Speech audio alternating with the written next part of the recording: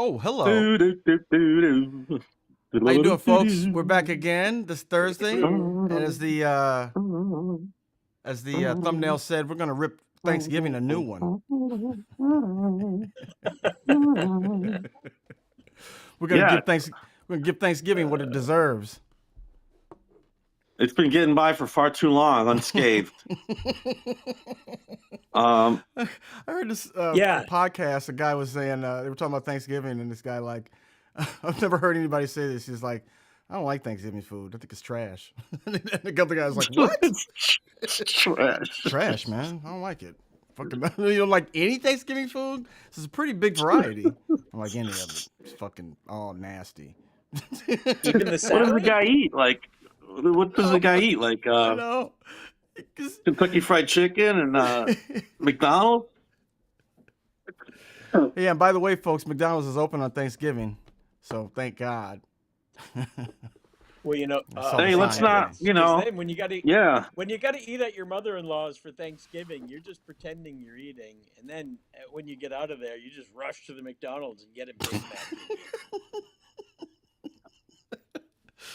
McDonald's. I'll never forget that they were open on 9/11, and me and Jerry got food there in the middle of the day, and the people were like, it was packed, and everybody was just like working. They're like, "Fuck it, let's do this." We're like helping out. Let's go. They were working their asses off. It was crazy.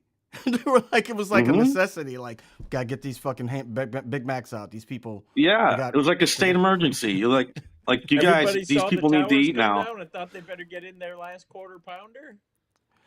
Well, a lot of people were coming in that were like, had all that fucking dust all over them from Lower Manhattan from the building collapsing. Oh no! So people were coming up and everything was closed. People were closing the shops and stuff. So yeah, people were like, everybody "Fuck just went to this." McDonald's. Yeah. And McDonald's stayed open. There's such a Don't big cry, Jerry. It corporation, was manager beautiful, but probably- yeah. I love that guy. Like this guttural scream. It's like the father and son reunion. It was it wasn't an intervention, right? Yeah, I don't know if it was for him or not. Maybe it was for him. Oh man.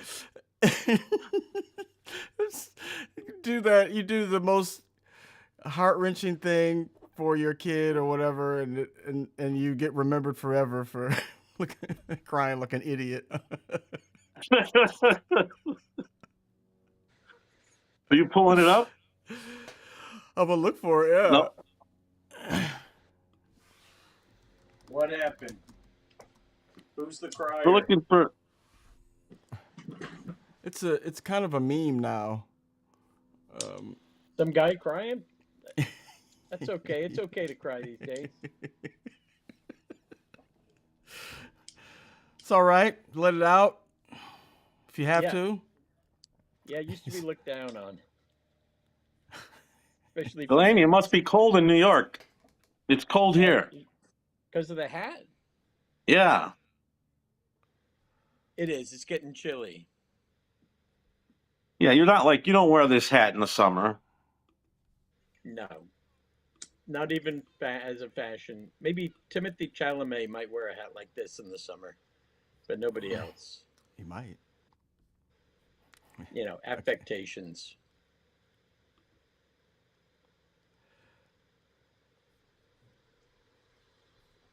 Did we lose Horatio? What happened? This is the guy crying. I still love you.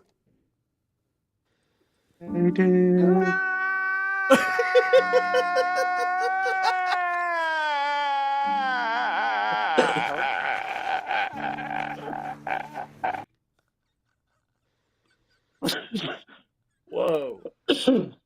That was an emotion. That's what we're talking about, man. That's love. That's real love.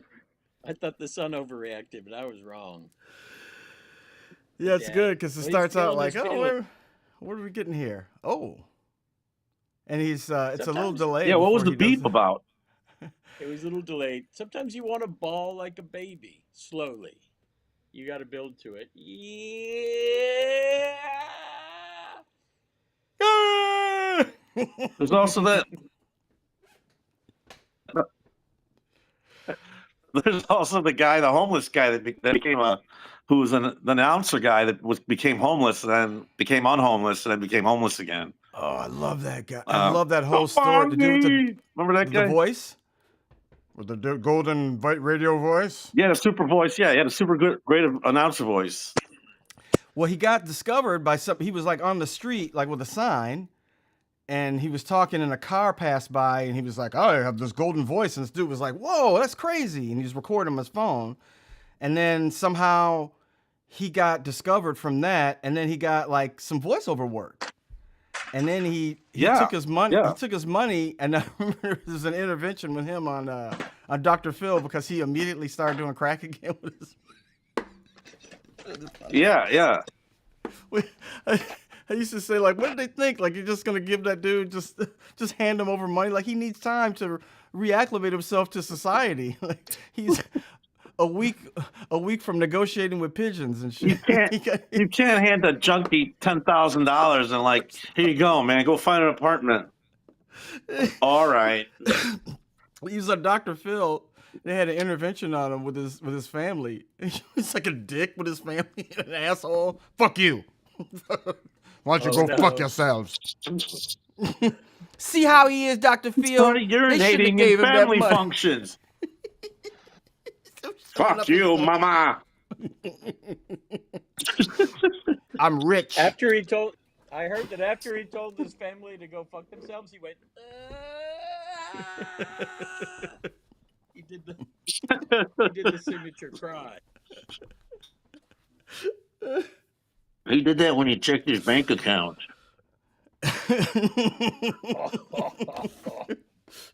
Immediately start doing crack. Now, what's going on? They say that you gave you a chance to get out of the streets, and you're right back in them. Everything's go fuck yourself. Fuck yourself, Dr. Phil. You suck my dick. Now, see. I mean, imagine it, right? If you're in the throes of addiction, and someone gives you that money, there's no way to manage that. You need someone to be like, what do you call it? Someone to control your stuff. Because, even after a year, imagine it. You're like been doing whatever you want to do, and then a year goes by, and you're like, okay, time to get my life together. Yeah. And I think he got like a soup commercial or something for, I was like, he got a gig. he just took the money. He snorted it all right away. What else is he gonna do? I remember. I wish I could find that. I remember his girlfriend being on the show with him, like his crack whore girlfriend, and they were fighting with the family. Like if someone gave Delaney $1 million, like go buy a nice house, he'd buy a bunch of marijuana first. He'd buy $500,000 worth of marijuana. Shut your mouths. You go fuck yourselves. I'm high. I'm going to get high first. A $250,000 bag or chunk of hash, like a gram. It fits perfectly in your closet. $1 million. She'd go buy a Cheech and Chong joint, a big joint. Yeah. Well, I can't do coke anymore. There's kind of a glass ceiling on the weed. It takes a really long time to go through $250,000 of herb. That would take a while, I would think. How big do you think a chunk of hash would be? Like the size of a refrigerator? That would be worth $500,000. Wow. And how long would it take you to go through it? Couple weekends. Well, I bought some crack that size, and it took me 2 days. No, yeah. If you have any addiction and you win the lottery, you're probably going back. Yeah. Unless you hire someone to look after you. You think like the universe is telling me that everything I was doing was great, and I'm gonna why would I stop? Roger's pushing for these arbiters. that when people come into some money after being I want all homeless or crazy people to be taken over by conservators. I yes, mean, is any this you, Raj? Are you the conservator? I'm a I will manage conservator your for a few estate. people, yeah. Have you recently risen out of homelessness or addiction? I will handle your affairs. What's up, Steve? Steve Magic? That's one of our 100 fans. What's up, Steve? yeah, we should have found that dude. It's like, look, man, I know the whole voiceover world. I'm gonna help you. You gotta give me all your money though first. You give me you sign over your checks to me. You'll be all Well, Like right. a I Colonel Tom follow all the Parker. gossip, so I see when people are falling out of favor, and then See, that's Raj, right. That's when I win. this would turn into a Colonel Tom situation. Yeah. It could, but It I always does. don't think It always 30% is does. Tom. I don't think 30% is Colonel Tom Parker territory. What happened with But Michael that's just me. Jackson? What happened with Gary Coleman? What all those kid stars? Their parents went and ate up all the money. Yeah.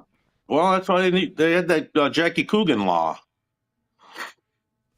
But the Kid from the Charlie Chaplin, Jackie Yeah. Coogan, who became Uncle Fester in the '60s television show The Addams Family. Get out of here. Yes. Jackie Coogan was Uncle Fester? Yes. Mm-hmm. I did not know that. I remember him in the Superman movie. He had a career as an adult. He crossed the line between child actor and I full think you're on. confusing. I think you're confusing him. No, Jackie Coogan played he was in the original Superman movie. He played the newspaper man. The original. Then I'm not Superman thinking movie about Jackie Coogan. From the 70s?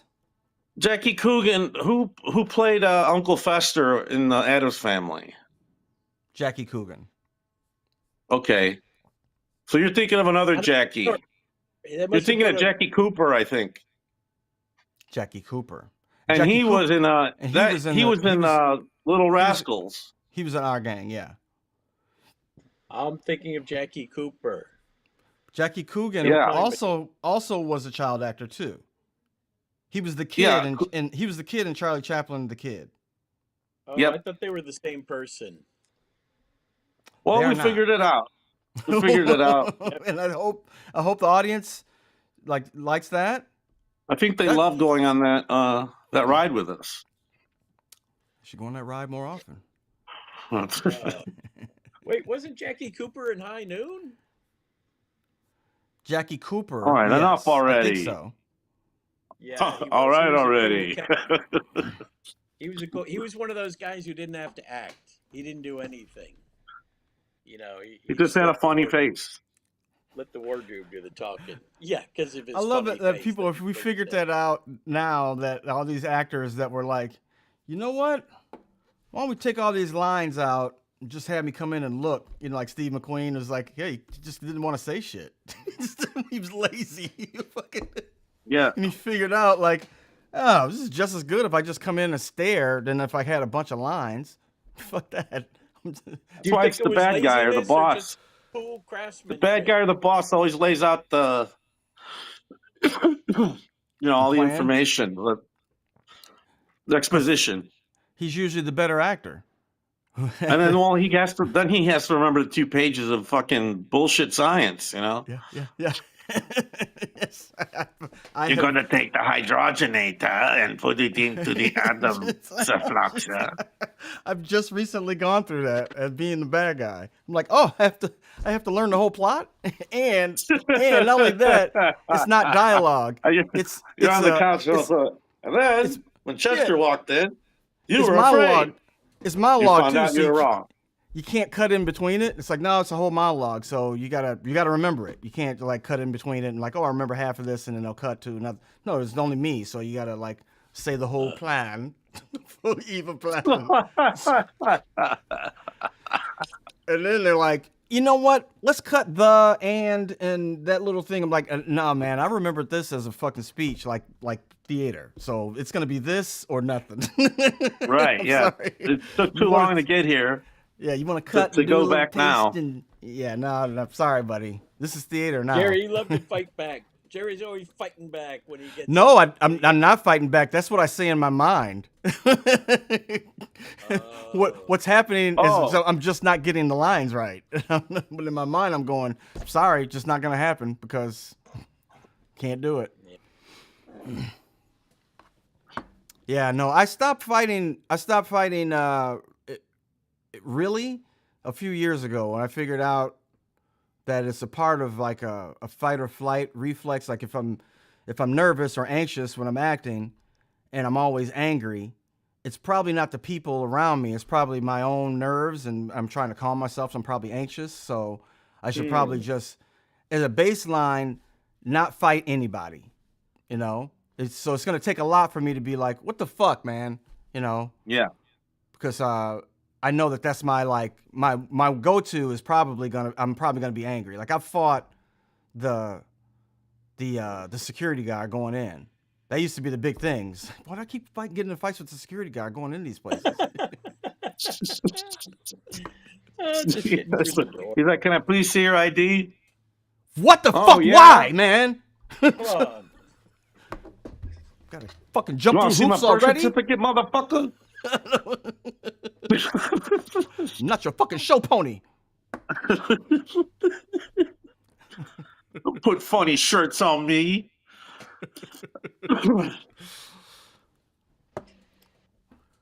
Look, man, just gotta like find out who you are before you come in here. No, man. I mean, you just take this advice. Just be nice to everyone.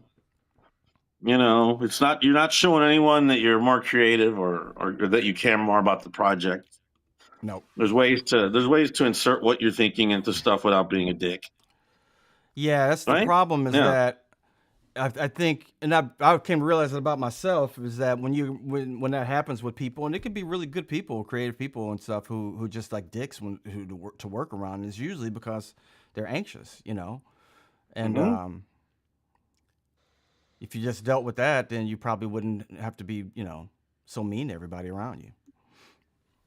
Just as an actor, sometimes people kind of push you. They treat you like cattle. You can be left without food and water for a long time, or leave you in the sun for a long time. The little things, Yeah. the neglect can start to build up, and then you feel, and if that happens over a period of time, you feel like, there's kind of an injustice that's sort of being done against us as actors sometimes.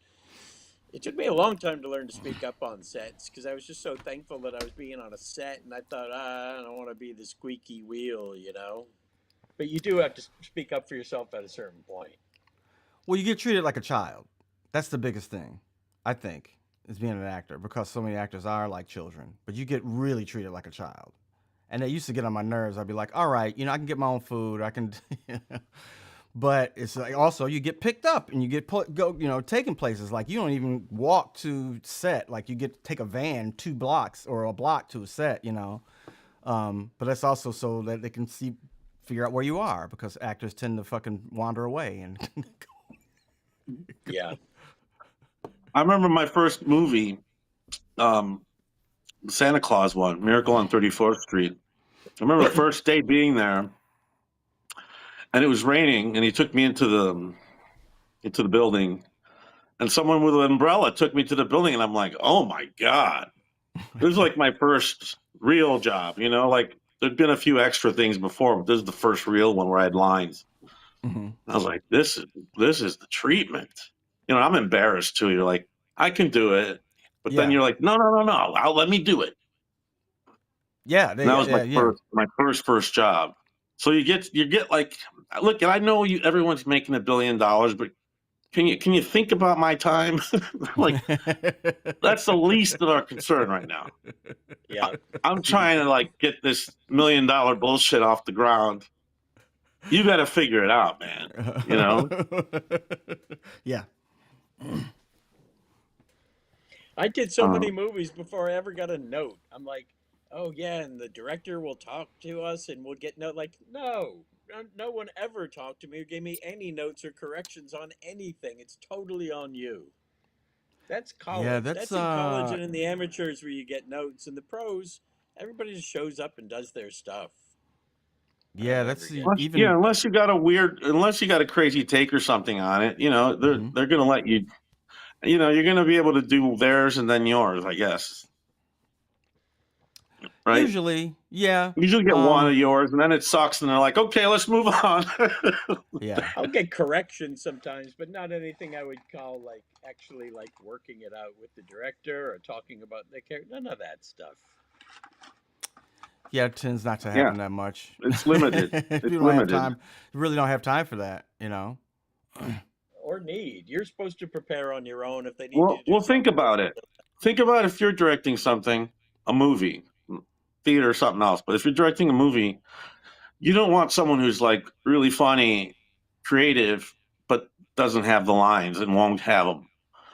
That's like not for this part. For something else that's smaller, perhaps. But if I was directing something and money was on the line, you, you got to be prepared. And I don't want me showing up to any movie that I'm like Yeah. putting money into. Nah, Rod, you you just always want. memorize at the last minute. I know you do. Yeah, it's my Second City improv upbringing. You write when you have to, and I need that direction or that uh, discipline. Well, I find that I mean, you can over rehearse stuff definitely. I find that like if I memorize something too early, and you worked on SNL for a long time, you can't memorize. You just can't. You can't memorize anything. It's going to change. It changes. Scripts change while you're doing them. So to Yeah, memorize it, you you just fuck just yourself. make sure you hit the jokes. Like the jokes will stay in there. The order sometimes will be cut, but the order will change sometimes, rarely. But so yeah, after your first scene, you're like, oh, they're gonna cut this up, and I'm waiting for cue lines. That's not gonna work. I'm waiting for a cue line that's not there, and I didn't, and this happens uh, 10:30 between 10:30 and 11:30. These things are happening. So now you're starting to think of, I need to remember the new lines. It's like, no, don't. There's too much on Yeah, your plate now. Just look at the cards. just look So at the what I cue always say cards. is like Will Ferrell had a really great cue card trick, which was like just to look almost in three places, and he always had a card to catch, you know. And the other thing is just like knowing when the camera was going to be on you and where you should have your head. And I'd always ask Wally for an extra set of cards so it wouldn't look dumb because I really don't like the cue card acting. That's when it's bad. Having It's another like, set really gives you a big like thing because you just when they're stuck on one, and they don't have a lot of time to figure out that eye line. That stuff gets blocked like so quick, and it can change. So a lot of times the eye line is fucked up, and if you're stuck on that, it looks weird. But it's a live show. You can't fix it while they're doing the sketch. So yeah, having another set to be able to go like, when it looks weird. When you're not like not even looking near the person that you're supposed to be talking to. yeah, Feels You got to weird. justify that. You can justify looking somewhere else when you talk to somebody. yeah, or being Yeah, off into space. You also often just being in your own mind. You're like, oh yeah, and you can see it Right. there below where your eyes are. the thing about Yeah. SNL was like you don't get a second chance to do anything. So, and everything is so distracting in there. It's like it's a big studio with a bunch of people. There's an audience. It's like you really got to focus on what you're doing. So it's hard to be But like that thinking whole about, oh, I'm gonna look this way or look that way. You're pretty much like, and then you look at the cue card. The line might be different from when you did it in rehearsal. You know. Like I had that to whole like beg them for extra sets, and Wally and I were really good friends and partied all the time, but he's a really great guy, and so I just like just give me another set. It's like I gotta print up another set. It was always like this battle. So it's all Just, done by hand, just but yeah, right. Yeah, you did it on my I'd be hand. like, just give me this one. It's all I'm going to use is that one. I'm like, I can't go over here. So that was always kind of like I was always very concerned with the cue card and how that would look. I hope that It that shows. It made a big difference. It made a big difference in how comfortable you are. And obviously, when you're on the show every week, you can do that. That's why the guest always looks like worse, because they don't know that. And you knew the secret. You knew the tricks of like, I'm just gonna have another set of cue cards, so I don't look Yeah. stupid when I'm up here. Mm. And I don't want to name names, but I've called up like my producer friend, and I'm like, "Hey, that guy looks horrible. He's he's very likable, but he looks horrible reading the cards." I've done that because it's like this guy's spinning his tires if this is going to be how he presents. Yeah, So that's all that stuff makes such a big difference that people don't know. Dana Carvey told me all that stuff. He was like, try to get your, biggest thing. He's like, it helped me out after my first year was getting my sketches on the center stage, because when they're over in the corner somewhere and you're just starting out too, it's like people just zone out. They're like, all right, take this take this sketch off. I can't see them down there. Like you. yeah, The Shit Can studio was like, Alley? what's that? Shit Can Alley? What, Chicane Alley? there we was call there was Chicane- a dead that little zone. side, There was that there little- was a literal dead zone. If I'm staring at the stage, right? So Uh-huh. let's say I'm on stage. Stage Uh-huh. right, all the way behind us, there was this Mhm. corner where they would do sketches, and notoriously those sketches died because you were farther from anyone in the audience. Right. Like yeah, they over had on to the like right. strain That's to right. kind of see you. Because that's over on the And there's side like a where false the wall there anyway, so most of the audience can't see the Can't- scene. and then up the top, that's where the office is, right? Where the writer's room, where you can look over from the studio. Yeah, or even farther On that behind from side? that. But yeah, Yeah. I yeah, heard yeah. Patch say that on one It's of by those so SNL that's where I would documentaries. enter. My secret way of entering SNL would be through that back entrance. What, up on the balcony?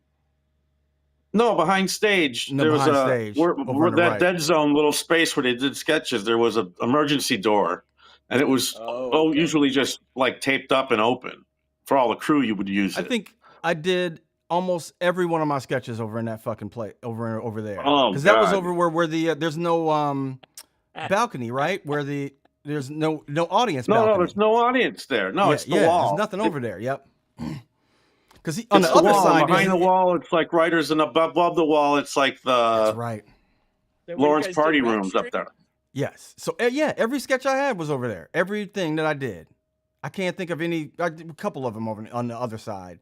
Yeah, and the other side at least had a balcony where even if the people in the front were blocked a little bit, the people in the balcony could see the sketch, right? Yeah. And then I would do a scene with Jimmy, and then we'd be right up in front, and I'd be like, "Damn, this is nice. The light Right? feels good up here." That's what you told me. Yeah, Like you do nice- something a center nice, stage, well-lit man. That's spot. like, yep. Yeah, Everybody can see you, and they always work better. yeah, and that comes with time too. Like after a while, like he's been on the show more now, and these more sketches. Like push those guys to the front. They know that they're giving you a little. They're manipulating the talent, so to speak. We also that production meeting when you go back and look and they tell you, hey, this is what we're thinking, where the stage is where you're gonna do that. You can tell them. You'd be like, hey, can you do it? Hey, man, can we maybe do that on the center stage? I want to do this one thing. Yeah, And they say no. You haven't been here long enough. We're doing it over in that fucking corner over there. yeah. Building you shit. Basically, yeah. Sorry, go sell it. You got the leads. Go sell it. The leads It's a- are good. That's the Patel lead is over there on the Shit Can Alley.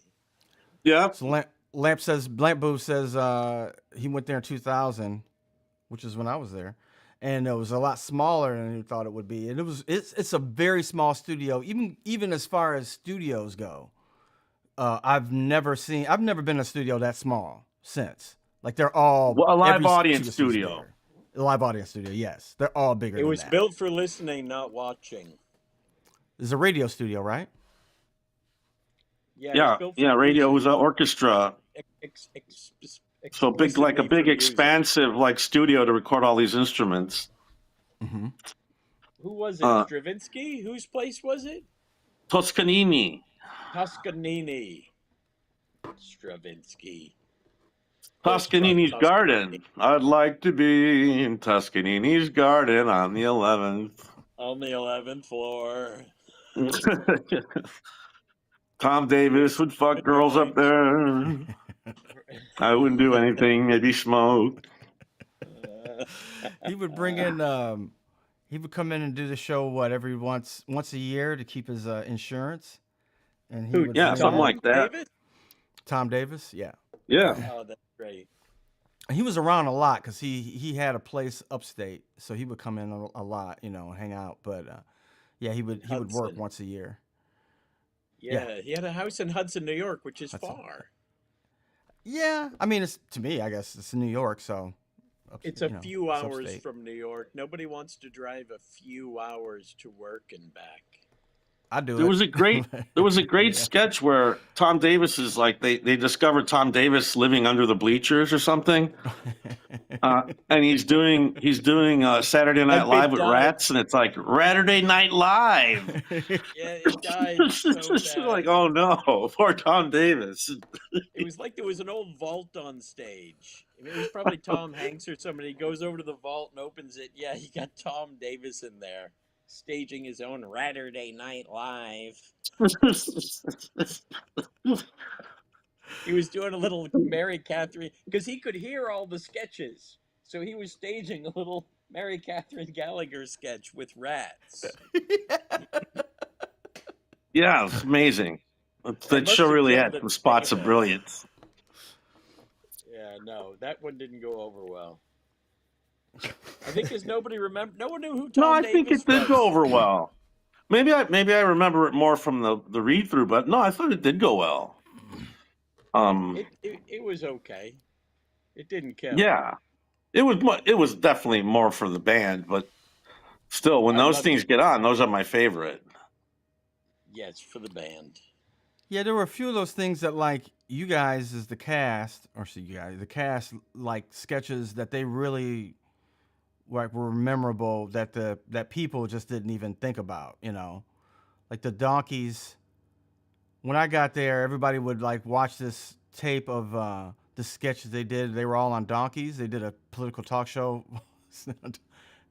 And everybody in the cast thought it was the funniest thing. I mean, it wasn't that funny. It was like, it was a mess, obviously. Donkeys were biting, I think one of them kept biting Daryl. Donkey Yeah, kept biting tearing him. at his coat. Yeah, he was nipping at Daryl. This is before my time, but yeah, donkey political donkey talk show or something. Yeah. And it was Brian Steele, not Brian Steele. What's his name? Steele? Andrew Steele. Andrew. Those make me uncomfortable, like when Tim Kazurinsky used to do "I Married a Monkey." Yeah, I really don't. I hate TV. animal acts. I mean, I love Tim Kazurinsky. I had a really, really great time with him at the 50th. Really Always loved awesome. Tim Kazurinsky. But yeah, that I just don't like. Animals are too dangerous. They don't want to be there. The process of like breeding and taking care of like these animals, it's like torturous. It's like I don't.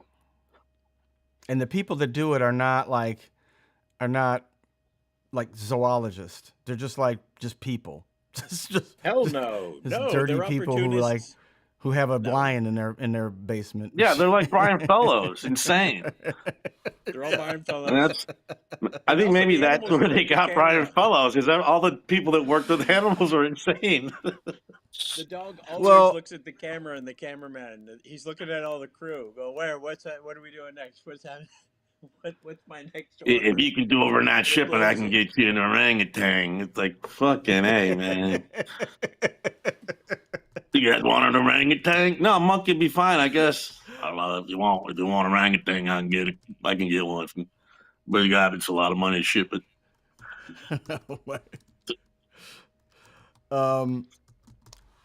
Yeah, then I think I was doing a movie and they were like kicking the horses. I'm like, what the fuck? To get them in line and shit. Like, get over, move on. And they're like, oh man, I don't watch this shit. And then I got to get on the horse and do comedy. Poor boys. I was in a sitcom and we had a wolf on there. was a wolf in the Holy. in the plot. Yeah, it was Jerry O'Connell. He adopted a dog, and then we figure out it's a wolf. And so they brought these wolves on set, and the people that had these wolves were just like these weird ladies who lived out in the woods and shit. Yeah. And the wolves are like, The Panga Canyon. yeah, yes, yes. Yeah, they're just like hippie ladies. They should have just got an extra tall German Shepherd, a husky. No one would have known the difference. Right? Yeah, I never liked it. Yeah, in year one they had like a tiger. I'm like, I think can just go nuts and kill everyone. We had a You know, like a we had tiger, with a live tiger in a cage in the back of a pickup truck. Like, know, Jesus Christ. we had a monkey After a on while, yeah. what's that? We After had a a while, they monkey get on so a meta. show, and the monkey they take when they take some of the animals out, they take them all out, so they get used to going out, and they don't think like, oh, I have to perform. They just get used to, every once in a while you go out, and then sometimes they take you out of the cage and you get to perform. So while the monkey that we were using was performing, there was another monkey in the truck, like he's just in the truck in his cage. And I was staring at the monkey, and the monkey was pointing at the door to try to get me to let him out. Whoa. Wow. Yeah. Yeah. That's Damn, sad. man. Like, get me out of here. What if it was a human being? You would have let him out. He's like, your people were slaves? Come on, man. No. No. What? I think that monkey was telling me he wants to blow me. Come on, Jerry, get ready for your seat, man. But yes, the monkey blowing you, haha. No, he really does. He wants to blow me, man. You should stop putting words in monkeys' mouths. It gets you into trouble. You assume you know what they're saying. When you have an overactive mind, you start imagining their thoughts. I try to speculate, like, what is the where are they? Where are they? Like, how would they speak if, So they're pretty smart, and that's scary because we treat them like shit. Thank you, everybody. Yeah, we do. They do speak to each other. Dogs talk to each other, and cats, all of them. Yeah, dogs are like, oh, look, let me smell this urine. Oh, Charlie has a kidney infection. And then that's how they communicate with each other. It's definitely my dog. That's what the guy was saying when I walked my dog in Echo Park. That's how they say hi to each other. They keep in touch. Oh, you remember Alice? Yeah. She has feline AIDS. That's right. That's right. She's doing good though. No, so then when you're peeing, I'm like, oh, and then I heard that if you let them pee more, they just become smarter. I don't know how that works, but How's that work? Just about them getting Oh, you more mean just dog like them- information. more information. I think they're just. yeah. I think they're maybe just learning to take in more information. Yeah. I guess I can see that. That's their instinct is to remember all those things. So yeah, I don't know. Interesting. 'Cause I think like stuff like that goes away. Like my dog, like when he was a puppy, he used to chase like squirrels and stuff like that. And now I've had like animals come in the house, and he just like, I had a possum came in the house and was sleeping on the floor, and the dog didn't do anything. He just like slept right next to him. Kidding. No, Wow. maybe he He's can't given see up. or something. He can smell though. I know he can smell them. Or gave up. Yeah, he's just like, given oh, up. it's Well, dogs lose their smell too. yeah. They do make friends. He might have known the possum from the neighborhood. Make friends. It's Because true. sometimes animals will bring home stray animals, other animals, and be like, huh? Can this deer live with us? My friend, this foe I found?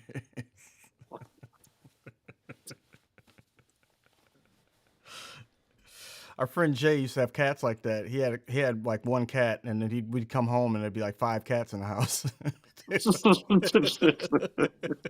Definitely. His cat, that kind of guy is, I got it made. Come on over. Everyone over. Well, you can leave and It's go a back in. cakewalk. And there's a box over there, and the food's over there. Hang Whatever. out. Hang out.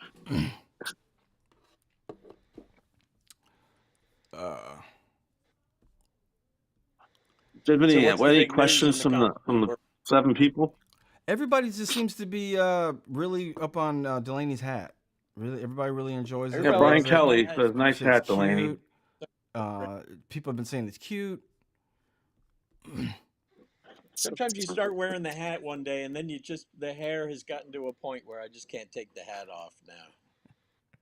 I'm stuck with a hat. It's a good look. You should I don't dress like like when we that got always. 3 guys lined up.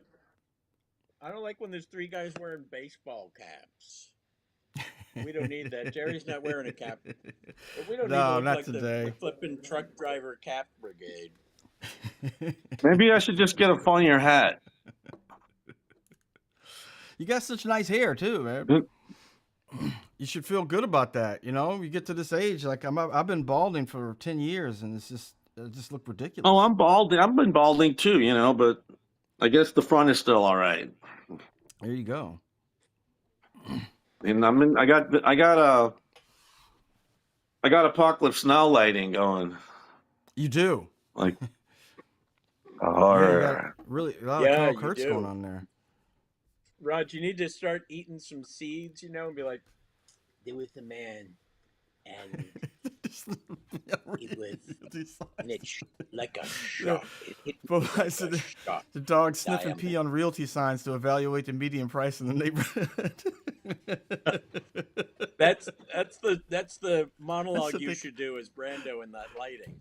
The dog would sniff the horror, the smell. I can smell the housing prices. It's just that's what they are. The impossibility of buying real estate. Oh my God. Just little real estate agents. That's all they You are. All are a dogs are real renter. estate agents. That's all they are. You are a renter sent by a real estate agent. So, have you been watching the American Revolution? Kim Burns. Yeah, Yes. it's a fun. Pretty Who good. could resist? Pretty good, man. Whoa. I, I missed episode 1, so that everybody's already pissed off when I came on board. They're pretty. It's pretty good to learn that they were pretty rowdy. Like if you were a loyalist, they fuck you up, man. Put you in a well, Yeah. put you in a hole and shit. Tar and feather They you. tarred and feathered that one dude, like the bill collector for the fucking.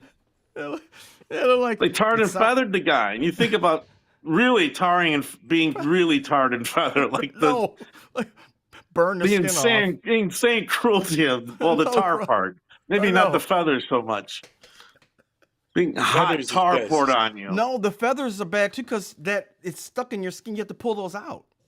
Like it hurt to pull them out, so it's like even more pain afterwards. After you got burned, you put the feathers in there to take them out is like hell. No, well, they're pull not in your off. skin. Feathers are just on top of this tar. It's more hot like to make tar. you look like a goofball. So you gotta Yes, pluck that, yourself but like a also it's chicken. hot. It's hot tar, so it would stick to your skin. The feathers would stick to your skin too. And when you pull the feathers off, you're like pulling the skin off too. Oh, okay. That's an added torture that I hadn't thought about. Yeah, the part of the problem is that the tar is boiling hot. Yeah. There's that. The tar. And anyway, so yeah, I'm watching it. I think I'm on the end of episode 2. So I think there's a couple more in there now. Right? They're up to 4? Yeah, it was. It was 3 last night. I guess it'd be 4 tonight. Cause I haven't caught up. I'm just finishing 2 or 3. I just finished 2 as well. Let's watch it tonight, Delaney. Make some popcorn. Yeah, we And we'll can talk about it text, afterwards. simulcast. I like that it's like, saying the shit that they've never said before. Like, he was born like a religious man, and his father was an abolitionist, though he wasn't. You know, Right. he had Or like, 50 slaves at the time, even while proclaiming that all men should be free. You know, I love that. yeah, That's like, just get that in there. I The yeah. know it's a part of dichotomy. life or whatever. It was a more tolerated thing or something, but still, let's get that Also, the fact that technicality in there. they're putting down an empire so they can build an Build empire. 'em. So you can't shit on Yeah. empires when that's your whole plan and knock out the red man. They refer Well, to themselves at the time as red. well, they kept saying, like they were promised, promised the Indian land. That they, how can you promise people land that you don't have yet? Like, you get in this army, you promise you that land over there, like it's not even yours. They didn't even have a treaty or nothing. It was just like, we're gonna They were like, take yeah, that. you can't cross the Appalachian. That's ours. Yeah. Okay. We're Disease gonna have blankets, this. all out war, scalps. They saw where it Um, But was going from the beginning, and they're like, "Yeah, we're taking all this." but it is inspirational when you feel like, oh, that I've been at that age where you're like, this fucking blows, and I know it blows, and like if you had a real chance to change things, I looked at like you gotta think to yourself, this is like an incredible time to be alive and right knowing like now. that one, you didn't see it last night, but it was one historian was like, that's the beginning of that.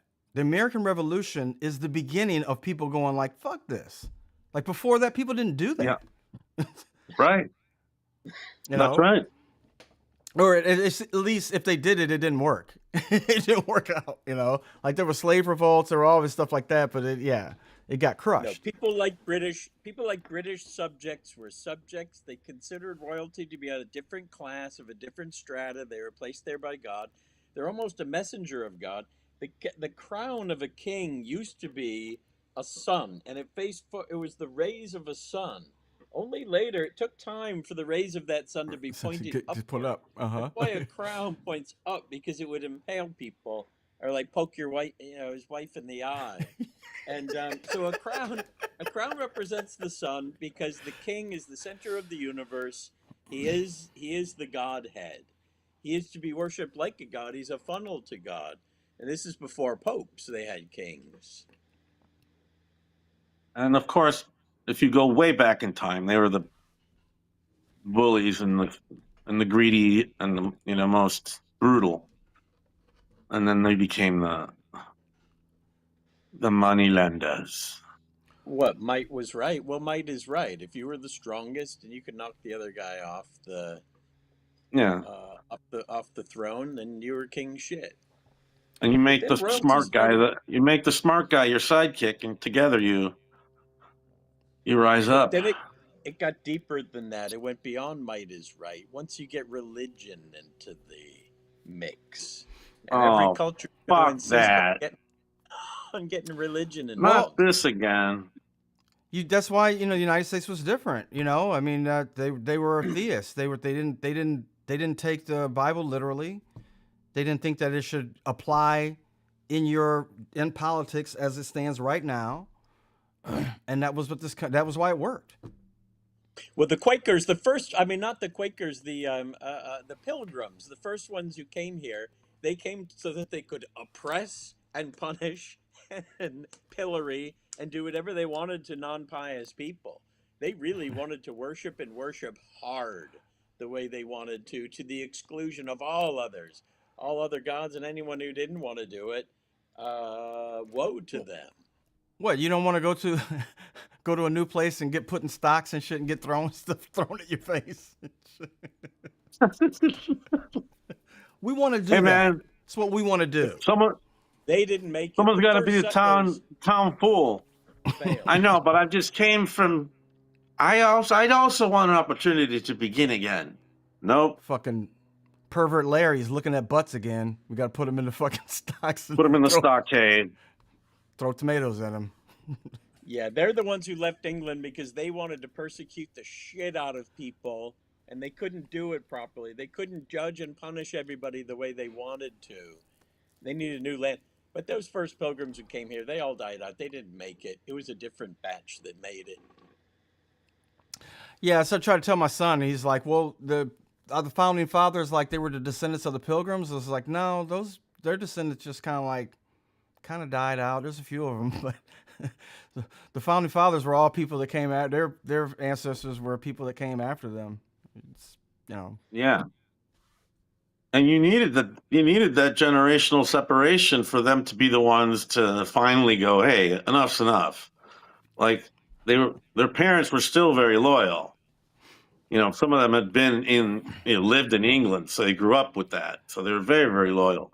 So it takes Yeah, like the they're kids. I colonists. think it's like what happens now with the kids. Kids are like, fuck this. And eventually, after a few generations, a change happens. Like what It's we're weird seeing to now know. with the Epstein files. Maroons? I didn't know Ben Franklin's son was a loyalist. He fought for the British Army. Yeah, yeah. And that must have been cold for fucking. Benjamin Franklin was like, well, fuck that. Sorry. Bye. They rarely communicated after that. Like, oh, shit. They became estranged, Delaney. It happens. Estrangement, cultural estrangement. Now, Yeah. my favorite story in that, I don't know if it was in the second or the first one, was the Darby Vassal, the slave. There was a little kid that was a slave that a former slave that like whatever house, a loyalist, their house, they took off, right? The people took off and they left their slaves there. So when the Continental Army came through, there was this empty house that they started using, and there were just these slaves that were left there. And so I guess George Washington told this little boy, he was swinging on the fence. He told this little boy to do something, and the little boy said, "Why don't you pay me?" And then George Washington got mad. It was like, "You're a slave." And the kid was like, "I'm obviously free. There's nobody here, so fucking just pay me." And the little boy kept telling that story and kept telling he would tell that story as he grew up and how he thought that George Washington was an asshole. He told him his name was Darby Vassal, and people remember That's him. amazing. Yeah. Is that where the word? I was wondering, watching that documentary, they mentioned him, and I was wondering if that's where the word vassal came from.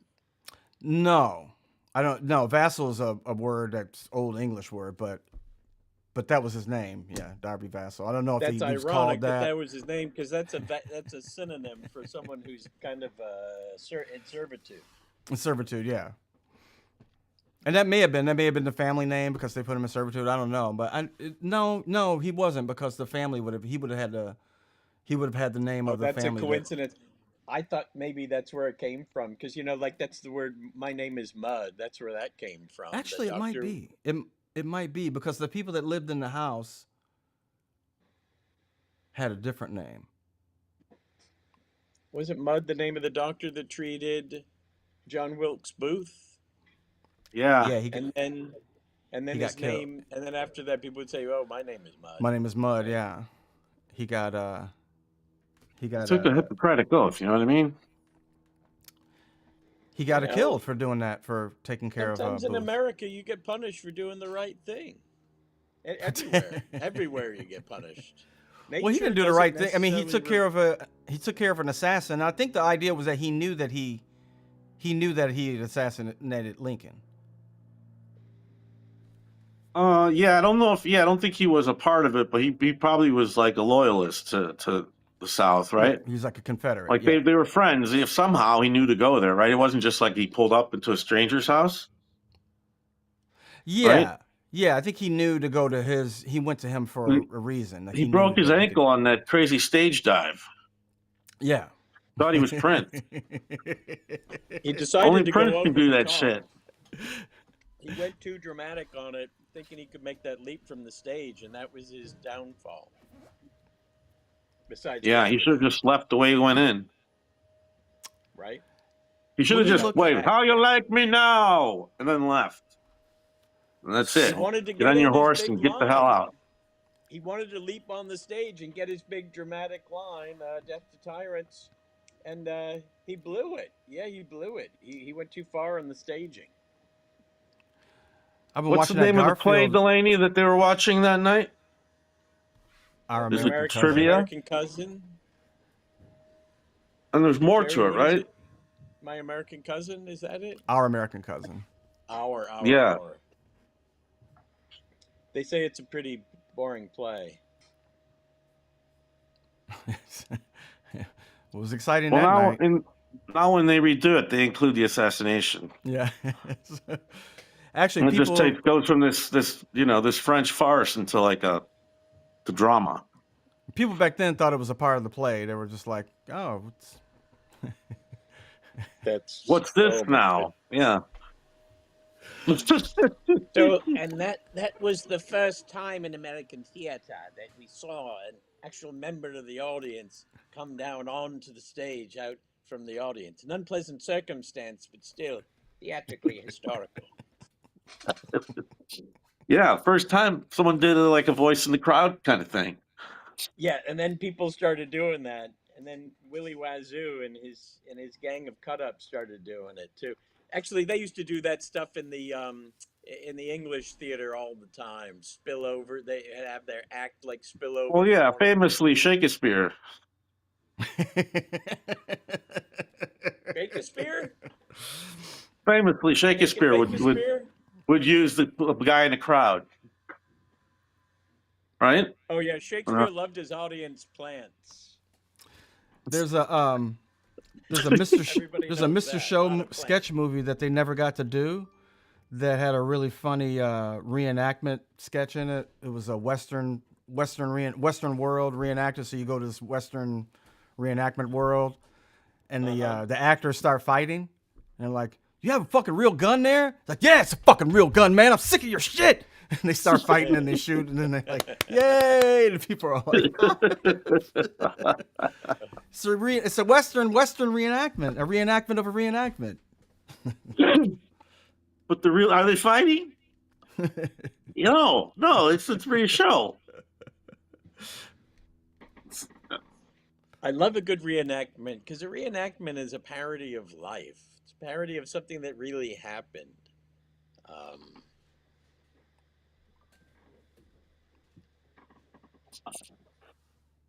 Yeah, man, we all know it's better to. I don't like to add anything to stories. I don't like to I don't like to exaggerate in stories, but I guess your brain probably does that anyway. It makes your memories like more exciting so that, you have something like, oh, that was pleasant. Wait, when Something you're to look telling back a on. story or telling a piece of history? I think telling a story. No, you can't embellish. You just got to Yeah, tell it good. I don't like it when people like. I mean, it's not my preference. It's like, let's not get negative, but when top comedians make shit up and they attach it to their personal life. I know it's part of the theatrics of it. I know it's like the magician kind of thing too. It's like, let me just get to what I'm doing here. I can't think of all this stuff. I got to entertain 15 people tonight. Well, it depends how you say it. Huh? Right? Didn't Steve Martin said he was born a poor black child in Mississippi, and we all know that wasn't true. As long as you come clean, like a good comedian says the thing, and then they come clean, and you see that it was just a joke. But if you just keep telling the story and telling the story, I guess it's more we believe people that just it's telling true. stories on podcasts. I get to see a lot of those, and I get to hear them, and I'm like, and they have to be so big and crazy and then there's the laughing and the big laughs, and the stories get, So when you get someone to really tell a story and it seems real, that's what people want to see, But if you make it a little less funny and real, you get to a different place. But they're not interested in that place. Don't you find it creepy, like when you know a stand-up that has a story or whatever in his act, and you hear him tell it for the second time, and he's telling it like, oh, this happened to me the other day, and then you hear him like a year later tell that same story, and you're like, it just sounds like a lie, man. Like, yeah. Like, can't you just say like, this happened to me last year? But it doesn't work that way. It works better. People laugh when I say it happened the other day. I've been working on this for a year. I can't just say, no, this whole thing has been a year. Fuck you. See, that's why that Horatio, I don't know why they call them jokes. Don't you just call them liars? They're not comedians. jokers. They're not They're jokers. They're liars. liars. They're liars. Oh, I'm gonna go They're see liars. Lies tonight. Come, hey, hello everybody. Welcome to Liars. See Lies. I feel like If a I lot of the wanted to hear good lies, bits I'd go talk too. to my 4-year-old grandson and have him tell me about what's going on in his world. He talks about dragons and bullshit. That's what you is.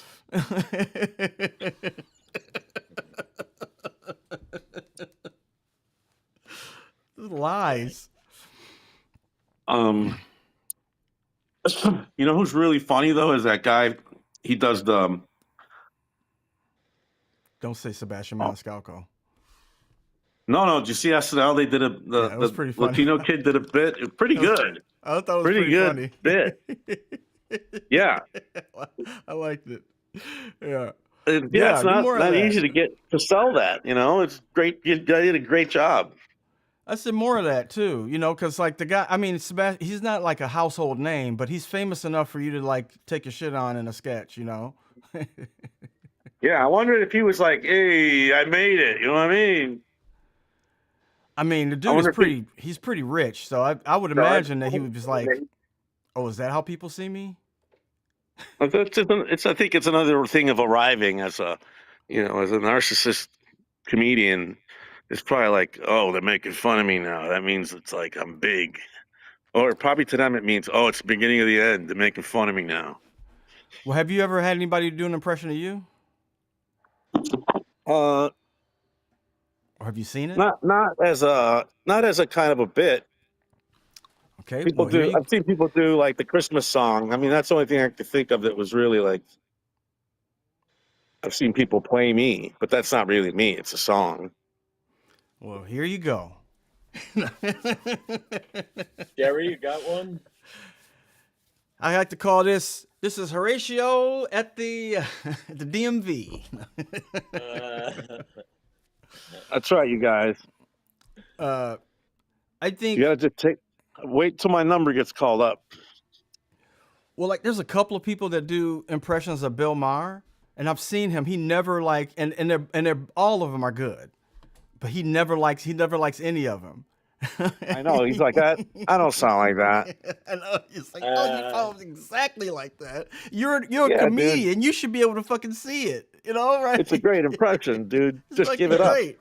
Yeah, That same guy does Howard Stern. It's amazing. he's so Hey, good. Jerry, doesn't it look like Raj filled up his car with too much smoke? That he's A still little bit. podcasting, but he's just sitting in his car and it's just completely smoke filled. Or it looks like he's trying to sell a pillow. Hold on. I might as well just show you guys the sky. Oh, he's smothering Oh, someone nice. to death. It's him smothering someone while he's podcasting. He's got the pillow over the face. The sky is great. Blue sky You don't is have a little to. better.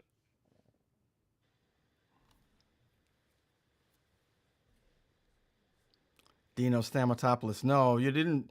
He sounds like a Dino Stamatopoulos sketch. I'm pretty sure that was a Dino sketch, and the reenactment sketch. And no, that's not even close to his name being spelled right.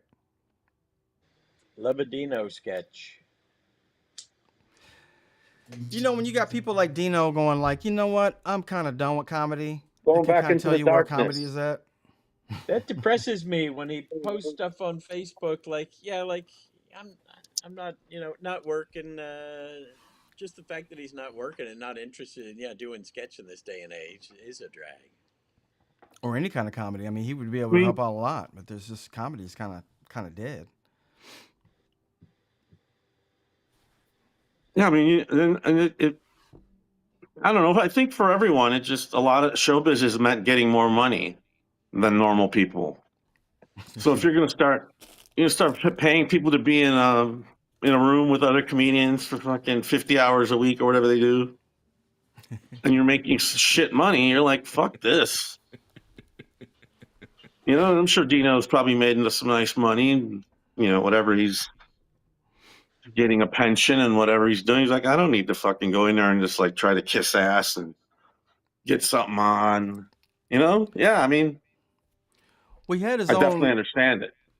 He had his own studio for a while, and I think that was a little bit harder than he might have expected, and also animation kind of changed because he was doing a lot of animation um, and stuff. You do the Um, moral oral. he did the moral stuff, yeah.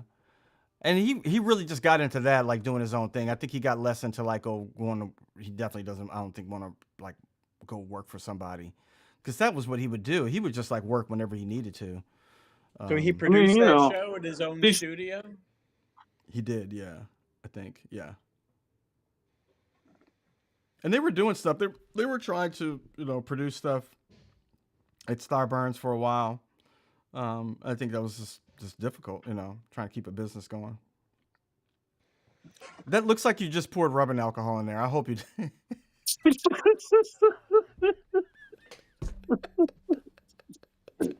Thank you for noticing my silent bit. That's what he puts in his Diet Coke. Just a little bit of isopropyl. I can't. Just a little bit isopropyl, the big dibby. Isopropylistic delicious.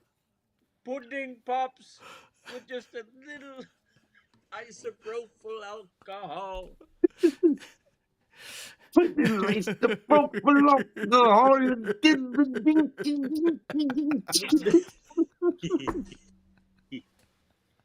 Did you just put isopropyl? I sure did. You guys, that's my bong cleaner. Everybody knows in town, and I know you're all over the place, even worldwide. People know I like to keep a clean bong. And I really should start my own alcohol company. just sell bongs on the internet. Sell bong cleaner on the internet.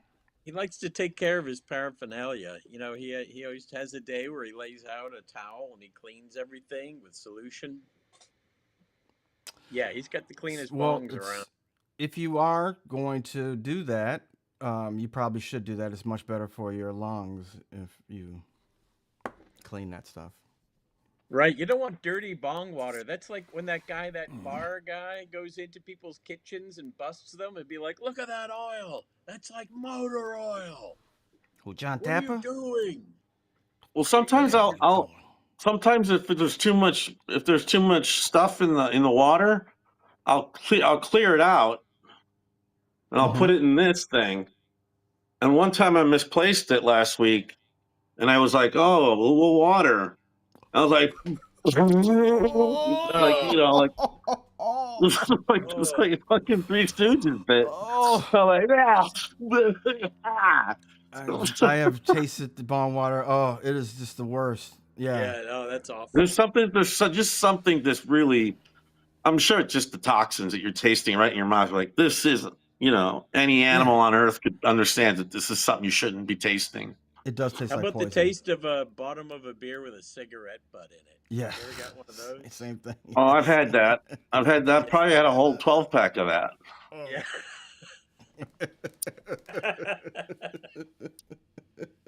12 times in my life I've had the ass end of a Coke with a cigarette in it. I know, I'm so mad too. But it's like, just throw the cigarette butt on the ground. Fucking put it in a bottle. Oh yeah, that happens at party. People put their cigarettes out and this drink hasn't been fucking had. No one's has this drink. It's empty. Put cigarette butts in there. Use condoms.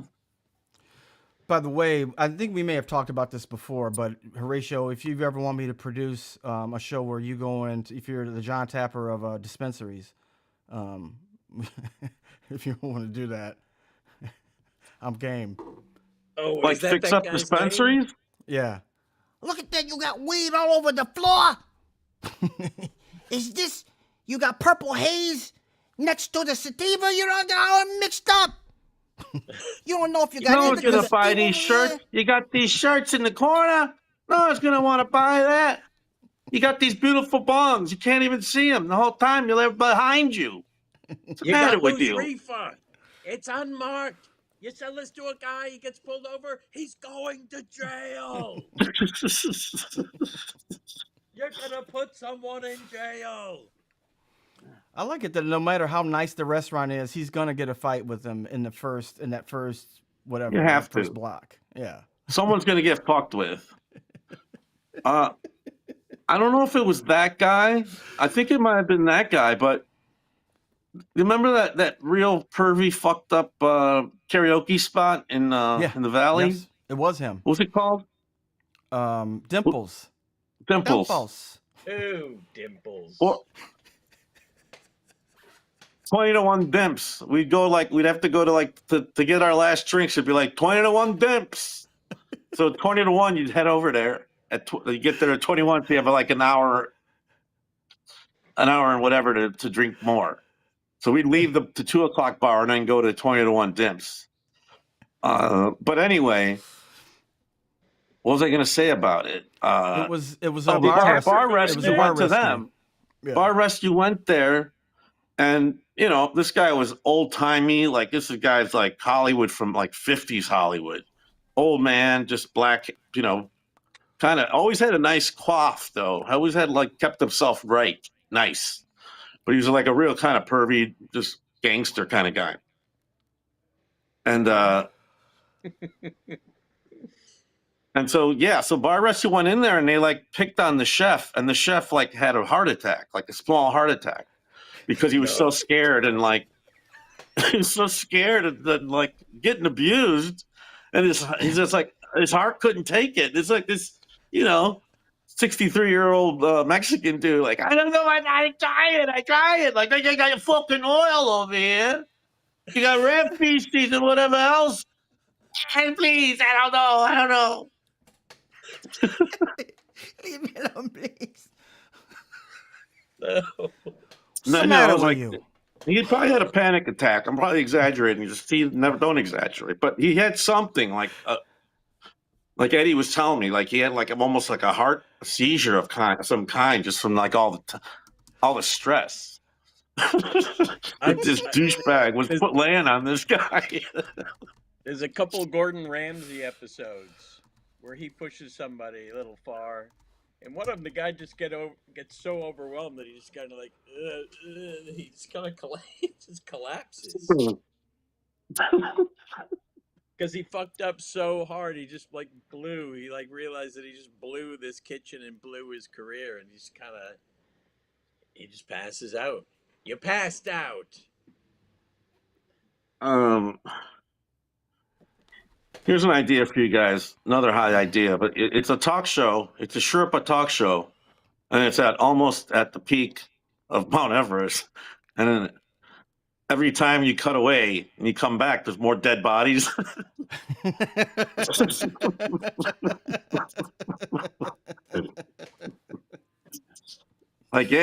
the other guy didn't make it. Sorry about that. So it's a regular 30 degrees below zero. Was that? Yeah, I know. We were talking to Ed Zweigberg, but he died from oxygen deprivation. He's a good guy. His family's going to be able to come up and get him by next season. So, hey, I'm serious about this. This is what you're bringing up is a great thing. Acclimate to where you're at, right? It takes a couple weeks sometimes. Don't be like, oh, I got 3 days, I'm fine. No. Don't rush it up here. Take your time. We got an amateur climber coming up. He's pretty winded. And what I like to do is right at that campsite down there. I like to bring up I brought an HBO miniseries to watch, the Western. We watched that one down there. So then you don't jump the ship and then just start running up the Everest. No, and when you get up there, take 1-2 pictures and get the hell down. You only got so much sunlight. Anyway, hey, you're selling backpacks down there, John?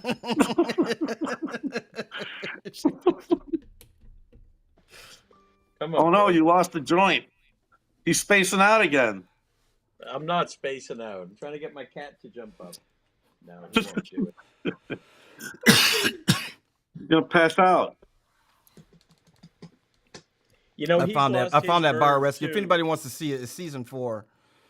The Dimples one. Oh, nice. Oh, Yeah, it's on I got to look Bar that Rescue up. Dimples. I've Paramount Plus. Probably seen it. My cat used to like to fetch. Jerry, you were talking about animals changing, over time. This cat used to fetch. He was a great leaper. I can see how he doesn't want to leap anymore. He's put on a few ounces, but he used to be a real fetcher, a passionate fetcher, and like to catch things midair. We had to. Oh, a catcher that way. I thought he would go get you'd throw like a ball and he'd go get it and bring it back. Yes, he did No. that. He was a cat who liked to play fetch. And Wow, that's amazing. that was part of pet maintenance, and I had to spend a certain amount of my day just playing Squinky with the cat, where I'd throw an item and he'd bring it back to me. But he's lost the desire for that. They lose the playfulness, yeah, after a couple years, unfortunately. Yeah. Or I don't know, and your cat always gets kind of bored and just chills after a couple years, like But 5 years maybe. But they never get bored of the real thing. He just caught a mouse a couple weeks ago. Oh, never Jerry's bored of the real thing. Jerry's lays Cats down with are- the armadillo, but my cat's still catching mice. They're vicious, man. They love it. You've seen they do that thing with their mouth when they see a bird? That never goes Yeah. away either. They're like, Yeah, They start salivating. yeah, and their it's mouth more starts than over that. They go into a little paroxysm, Oh. like it's a bloodlust. That's what it is. Yeah, they're vicious. Bloodlust. Jerry's right. Bloodlust. Hi, we're Bloodlust. We're going to be here for the next half hour, 45. So put some money in the jar and enjoy. Bloodlust. The mausoleum. Oh, I got it. I remembered there was a horror movie when I was a little kid called The Mausoleum. And the commercial scared the shit out of me when I was a little kid. And I found it, and it's the stupidest thing. Yeah, I know. It's the stupid. Like, how did Sometimes this- the ad is scarier than the movie, hey? right? Suspiria.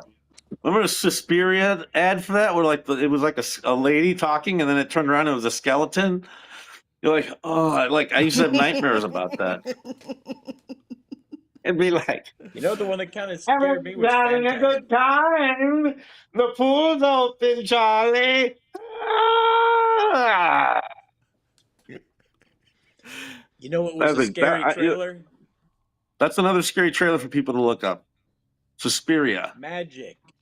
Suspiria? How about Magic Magic was a with pretty. Yeah, they made it again, and it's I don't know, whatever. not- The movie no, it wasn't wasn't great, good. but it had some a good trailer. Yeah. Like the one with the baby and the hand sticking out of the crib. Yeah. Remember that one? That's What movie was Yeah. that, Delaney? Oh, that was good. The Omen, right? Was that it? Was The it Omen. it? No. No. The Omen Fuck, was this the sucks. Devil Boy. Omen was kid turns out to be the next incarnation of the next Antichrist. Yeah. If someone wants to comment and help us out, that's always an option. We're always not going to get we're almost always not going to have the right It's alive. name. Raj, it's alive. It's alive. It's alive. Yes. I remember There you that. go. Yes. It's Thank alive. you. Not to be confused with Alive. Was it a broken dream? An unfinished memory? What terrible secret drew Susan to the mausoleum?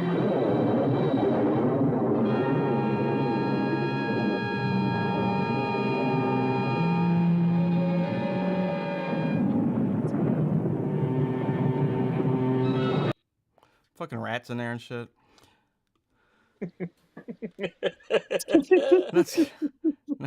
That's enough. Not Look up scary at all. Suspiria. Suspiria? Yeah, from the 70s. At the trailer. Oh yeah. Oh yeah. This is really frightening. Yes.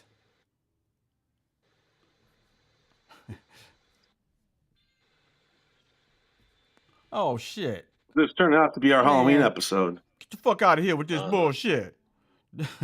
When I was a kid, they the book The Exorcist was on the bookcase in the hall right by my room. Oh, So there it every is. There night it when I is. went to bed, I passed by The Exorcist and get creeped Roses out. are red, violets are blue, but the iris is the flower that will mean the end of You bitch. you ghost bitch. Get the fuck out of here. Thought you was gonna be beautiful. Doing your hair. Turn around, it's a Horatio, skeleton. ¿qué pasó? ¿Qué pasó? Ah, I Turn had a around. The trick they nightmare. pulled on Jack. They pulled that on Jack Torrance in The Shining. When he thinks he's making out with a beautiful lady and he looks in the mirror and it's this like completely scabrous crow. She's laughing at him too. the ugliest monster of like, oh, just pity and Just fear and just, hag. yeah. Her boobs Yeah. are like hanging all down, all saggy and shit. Yeah. Although you get to see the Torrance, when the devil makes him make the move, you like makes it really her beautiful, and then she's like, Mm-hmm. 70s tits hanging out. Gotcha. The old Texas switch. Yeah, yeah.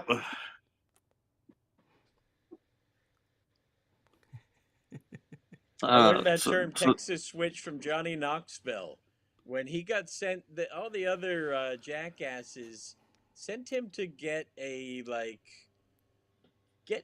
nuts pierced by some woman, and then he goes in to get the nut piercing or the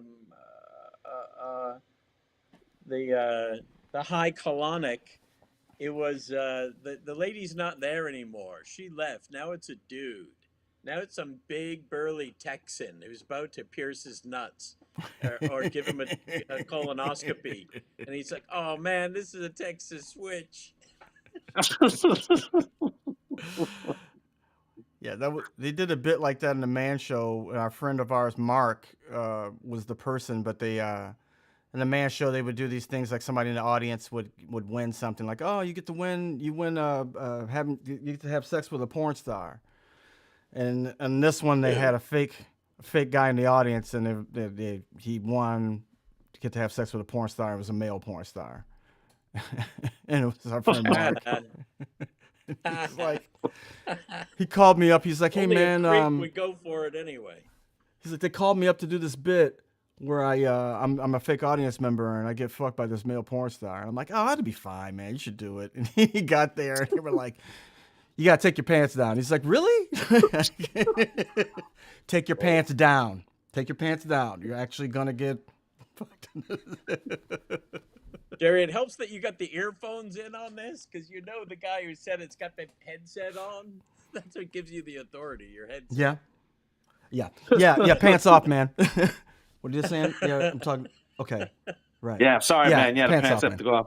You want to talk to the director? Hold on. All right, right. Just get them off for now, just so we.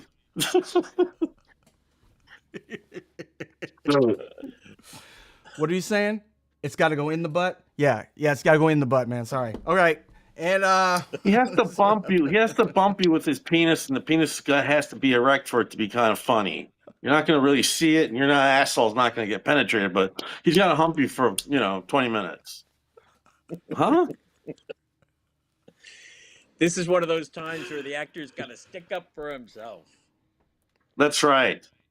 That's good. People always have to pick up our teachings. Did he ask for a little money? He did something. Something might have happened. He called me, and maybe I told him like, ask for a little more money or something, Yeah. All right, guys. Well, I'm gonna start wrapping this up. We got a weird week this week with my kids. Got to go pick them up. They got a half a day all week. God damn it! We used to get a half a day on Thanksgiving Day. We had to fucking show up on Thanksgiving Day, and they'd be like, "We're gonna give you a half a day so you can go home and help your parents prepare dinner." Are you kidding me? That's torture. No, we showed We up got on the day off. Thursday. We got the day before. Yeah. We got the day before off. Maybe Yeah, it we was the did day too. before I'm thinking of, where they gave us the half. Sometimes we would have a half a day the day before, yeah. But not As the you get whole older, week. you drink that night. It's famous, a good drinking night. Yeah. And the It's a Friday big afterwards. party night, or at least it used to be. You know, when everyone gets home and then they like hang out with their friends at the local bar. Right? We used to play football and then get drunk. Everybody gets back in town Wednesday night. Well, Right. That's a time thanks. to catch up. I don't know. I mean, I will be around if you guys want to do a Thanksgiving, a nice Thanksgiving. Is it Thanksgiving next week or is it the week after? It's the week after. Next week, I think. It's next week. Okay. So if I- you guys want to do one, think we I should will be do one, around. I think we should do one on Friday. Friday. Day Friday would after be nice. Thanksgiving. Yeah. We could do a long one. Black Friday. Yeah, you know what? I got the whole day off on Friday. Friday. I got no treatment. I got a wide open day. If you guys want to roll. Yeah. All right, special Friday show next week. Special Friday. We'll try to do it before the, maybe before the football game. I don't know. I gonna know be hard it's to the do. Black Friday show. I'm, Ain't that Black Friday? I'll be Black Friday. That's right. Yeah. Jerry's gonna he's gonna pretend to be a television and chase himself. I want to make you guys wear kente That's a cloth good and African garb. that's a good character. It's a good stand-up character, Black Friday. Black Friday. Yeah. Well, you guys have a So, good all right. have a He's good always week. looking for a deal. Black Friday will Black roll Friday's- over any family, any child, just to get a deal or a sale. Better watch out for Black Friday. All right, everybody. Okay. Have a good Thanksgivings. Happy Be kind to Thanksgiving, each other. everyone. And love That yourselves. means you guys too. All right, guys. Be good. I'll talk to you next week. Next Friday. Peace on earth. Peace on earth. Goodwill to all men.